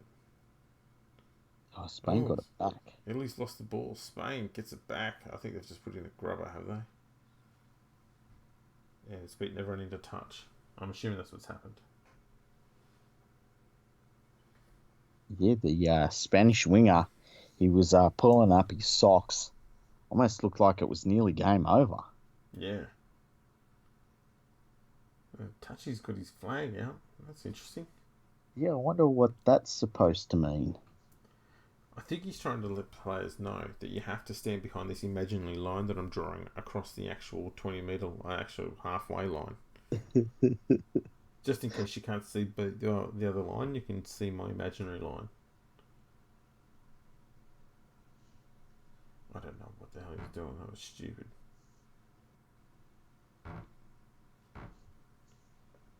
Well, this has been another quality rugby league international game. Have we got any other like lower tier international games next week? I believe we do. So let's have a Excellent. look here.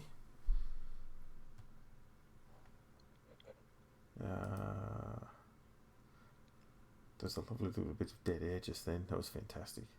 Yeah. There's a few here. So next Saturday, November 9, Mm-hmm. we've got Papua New Guinea versus Fiji. Oh, that'll be a good game. That's going to be a cracker. Mm. Serbia plays Greece. Mm-hmm. New Zealand, Great Britain, and Ireland plays Italy. That'll be an interesting game. I wonder, man, they going by how they've played against Spain, they line up pretty well. Keeping in mind that Ireland played them for 5 minutes. Yeah, poor old Ireland. Yeah. Well, poor old Spain. Yeah. They played a game and a half. Yeah, it's crazy. And fucking Ireland were the ones that blew up about it. Yeah, they were the ones having a whinge. Yeah. The Saturday after that, so in 2 weeks' time, we've got Papua New Guinea playing Great Britain. Yep. And the USA playing Cook Islands. That'll be an interesting game. I feel like the Cook Islands will win that pretty comfortably. They should. Mm. They should. But I think it might be in the USA, so I don't know if home ground advantage means anything there. Okay. PNG versus Great Britain, that's at 2 p.m. as well. Can't Man, half tell that the PNG organisers have gone, yeah, let's put this at the hottest time of the day. Geez, I wonder how hot that's going to be. I wonder how red the Great Britain players are going to be by the time that game's over. James Graham's going to be so red he'll actually go and become white. I reckon he'll glow. Mm. Like they'll turn out the lights and you'll just see him just glowing everywhere he walks. It'll be like when Mr. Burns was mistaken for an alien in The Simpsons. This is right. Except for a hearty green glow, it'll be red. Yeah. Alright, Spain, they've got the ball. They're on halfway. We don't know what tackle it is. It's between 1 and 6. Well, could be between 1 and 7. Yeah, that's true. Oh, there's another Chevy Chase. Go, Spain! We don't know what's I going don't think on. they're scoring. Is the referee called it back? We don't know what happened because the cameraman decided to not follow the game anymore. He decided to just not pan that extra couple of meters so we could see if there was a try. He just had to move like an inch and a half to the left and we'd see what went on. The touchy again putting up his flag to draw an imaginary line over the top of a line already on the field. I wonder what the specified girth of a goalpost is. Oh, it's in that range between girthy and really girthy. I would guess that it's between 2 and 4 fingers. Well, it's hard to tell given the size of these posts. Yeah. Mind you, they look much more girthier just above the padding than they do at the very top of the posts. That's true. It's tapered off. Yeah. Anyways, Italy. They're bringing the ball into their own half. Something's happened here, and Tane plays down. I dare say he's got a cramp, has he? An Italian cramp. Oh, What do you reckon? What do you reckon they call a cramp in Italy? La cramp? No, that's French. That's French, yeah. Il cramp. Crampo. Il cramp.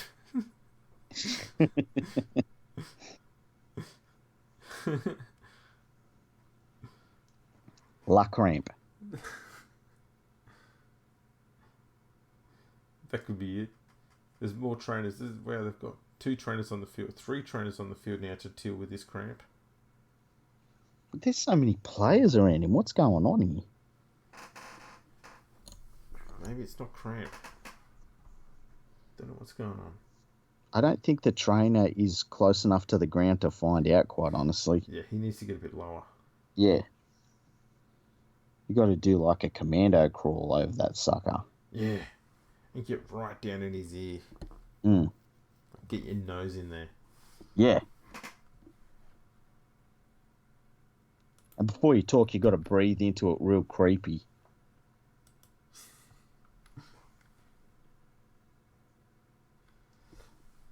Carson Brummer. Mm-hmm. He's given us the teams, which is very helpful for the match. Okay. And he said he's saying some rather bold words. Oh, well, like. Corrupt.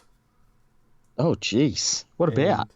I don't know, just had the word corrupt and then said after that, fascism works in Germany too 80 years ago. That's true.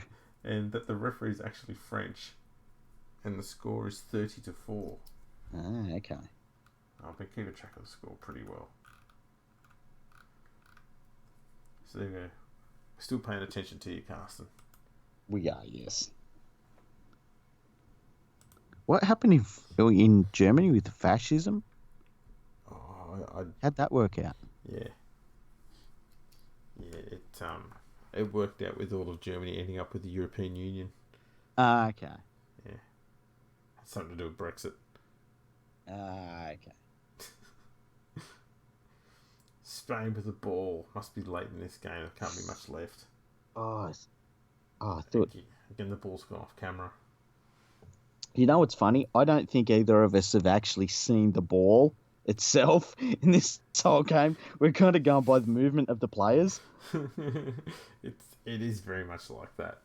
Yeah, you can't make the ball out, can you? No, you occasionally see a white Lego block go across the screen and you go say that must be it. Mm. Oh, Spain!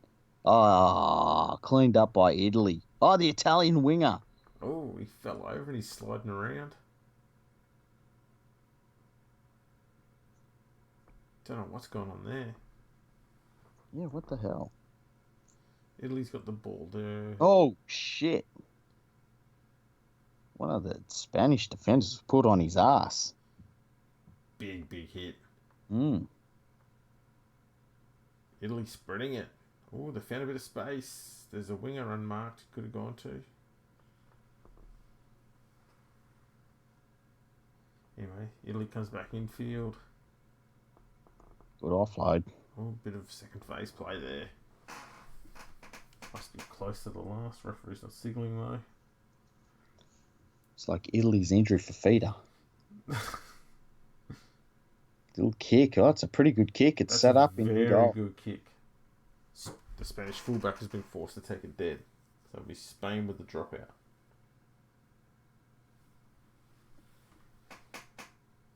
This game is going to be getting close to full time. Yeah, it's starting to feel like it's getting into extra time territory, doesn't it? It certainly does.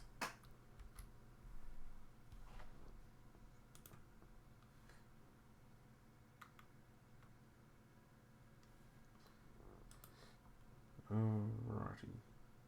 Oh. Not the longest dropout. Oh, there we go.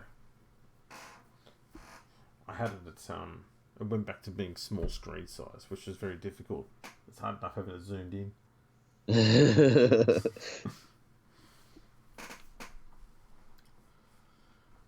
Italy back on the attack. It's a bomb out. Oh, that's a good try, that. And that is all too easy. And I think that takes the score out to Italy, 34-4. Wow, it's become a blowout. Yeah, and this sort of happened to Spain last week too against Scotland there, Ireland there, where they were pretty competitive and pretty strong for about an hour of the game. Yeah. And then they just seemed to look like they just became really drained for the last 15-20 minutes and fell away, and the opposition just ran in a few tries. Yeah, the conditioning probably isn't all that great. Yeah.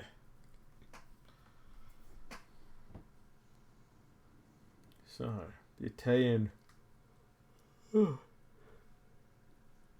You've had the hiccups and I did a yawn. Yeah. This, Oh, I'm struggling tiredness, hey. I can kind of tell because we've both had little moments where we've just gone quiet, quiet. Sleeping tomorrow. Yeah, definitely. No footy on to wake up for. I don't have anything to do tomorrow when I think about it. That probably means we'll be doing a podcast at some time then. Probably. We really should do our wrap up of the international games. We'll do another wrap up. A non hiccup one. Oh, I think the hiccup worked well. Yeah. It just added a little bit of spice to it. Certainly did. Touchy say no goal. So Italy leads 34-4. And yeah, there can't be much time left in this match. Come on, referee, blow the whistle. He wants this kickoff. What's this trainer running out and doing? I think the problem you got here is the referee's probably getting paid by the hour. Imagine that. He's thinking, if I can get another 30 minutes out of this, I'll get 2 hours pay. Oh! Spain kicks off and they find touch over the sideline because the Italian player was running back to field it. He slipped over. So Spain will get the loose head and feed 20 metres from the Italian line. That was a good kick. That was a very good kick. Bounced horribly, but yeah, that was exactly what you needed. Spanish team, their kicking game's pretty good. Yeah, absolutely. Fully agree. It's kind of weird, like how good their kicking game is. Well, they do like soccer. Yeah, that's true. Mind you, I guess at the same time, soccer balls are a slightly different shape. A little bit. Oh, they knocked it First on. tackle and they drop the ball. This has been the problem with Spain for 2 weeks now, is they just lack that polish. Mm. But you'd think that playing against these top, well, the team, not so much top, but these teams that are above them, should surely help them get better. Yeah, they'll take something out of it. Like, it'll be interesting to know how, like, the average age of the Spanish team. I feel like it would be surprisingly high. Let's see if I can find it then. Okay.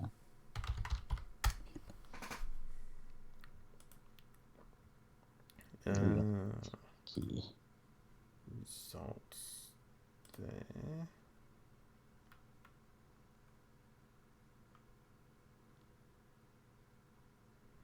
Cameron.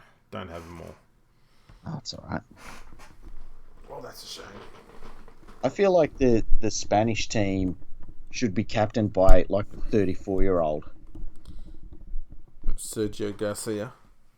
Yeah, I don't know why. I've got no reason for it, but I feel like he should be old. Is that it? I think the game was won there. I think it's all over. It's all over. Italy celebrating. Spain dejected. El commiseratos, amigos.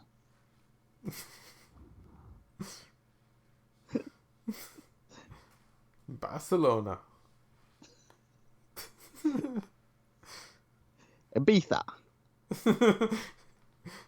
This is not going to end well. Yeah, this is like... This is the start of something where it goes downhill really fast. Yeah. We managed to get out of it, though. We did. So, thanks for sticking by us there. That's the end of the game. Italy runs away with a solid 34-4 win. Very solid victory. Yeah. So, I don't know what that means for them. Whether I don't think they're still in the hunt for the World Cup, are they? Or they're already in there. Who knows? I feel like they're in there for some reason, but I base that just on, I don't know. Yeah, I'd be doing exactly the same thing. Mm. So, thanks for tuning in, Carsten. We hope you enjoyed it. We hope you enjoyed our broadcast. Yeah, we managed to get kind of a podcast out of that as well. Yeah, that was a good one. We did pretty well. Yeah. You know what? You did well, Andrew. I think you did better. Really? You had to overcome the hiccups issue. It only went for 45 minutes, though. Yeah, it's still an issue though that you had to deal with. True. At least half the episode anyway. Yeah. But, what can you do? You battle on. You just become a professional. That's what the professionals do. Yeah. And, yeah, that's pretty much it, I think. Any shout-outs or anything you want to do? No. Can't argue with that. That's fair enough. I want to give a big shout out to my bed. I'm about to hammer it. Yeah, likewise. I'm about to nail that son bitch. Yeah. So, tune in to our next podcast episode. It'll be sometime within the next few hours/days. You can find us on Twitter at Fergo Freak Pod. I'm at Andrew RLP. This fella's at League Freak. Hit us up if you want to have a chat. Give us a review on iTunes. Make sure it's a 5-star one, a friendly one, and we'll read it out on the podcast as well. A happy one, yeah. Yeah, what more could you want, people? Exactly. Fame and happiness. Exactly. Yeah, exactly. So on that note, thanks for tuning in. We'll catch you next time.